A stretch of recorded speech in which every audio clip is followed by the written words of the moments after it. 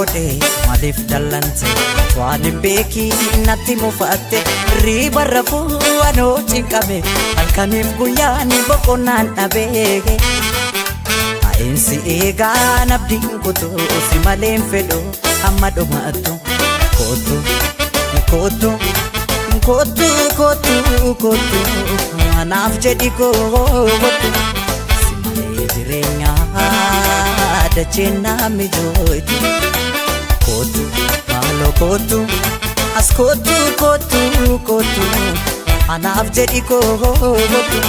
si malee jireenyaa dacheen naami jooytu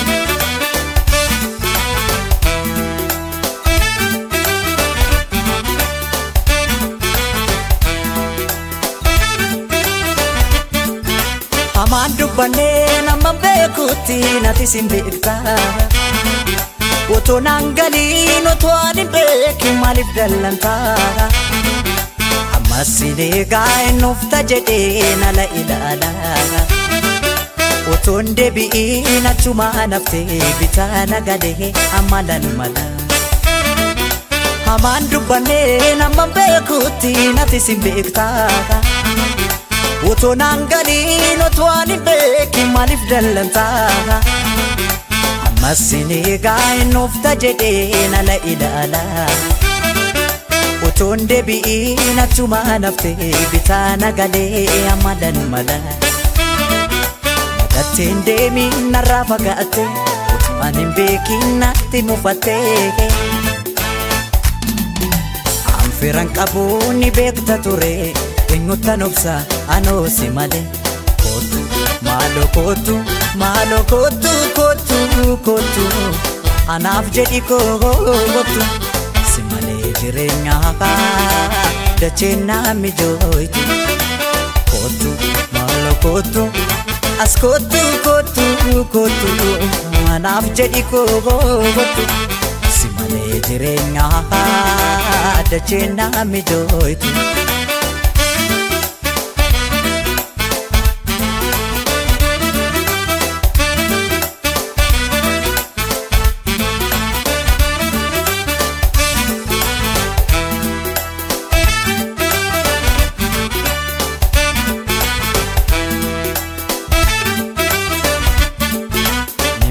godhe maaliif dallante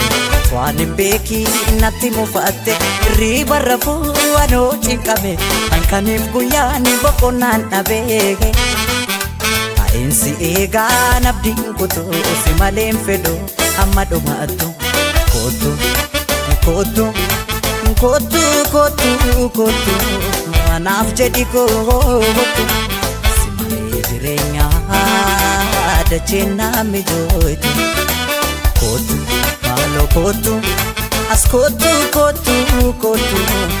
anaaf jedhi kootu si malee jireenyaa dacheen naami jooytu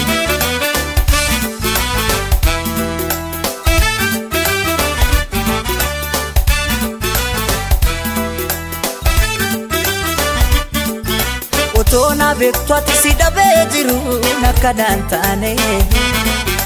anumaan beeku maan argine deemu kee malee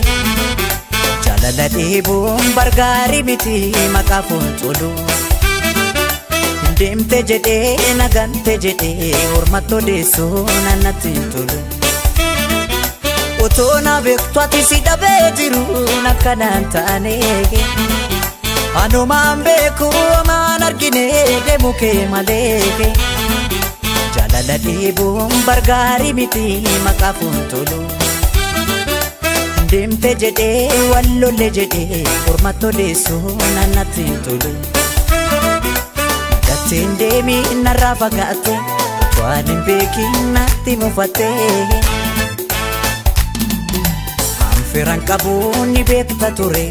eenyutan obsa anoo si malee kootu maalo kootu maalo kootu kootu kootu anaaf jedhi kootu si malee jireenyaa dacheen naami jooytu kootu maalo kootu as kootu kootu kootu anaaf jedhi kootu si malee jireenya hafaa duniyaan naan taate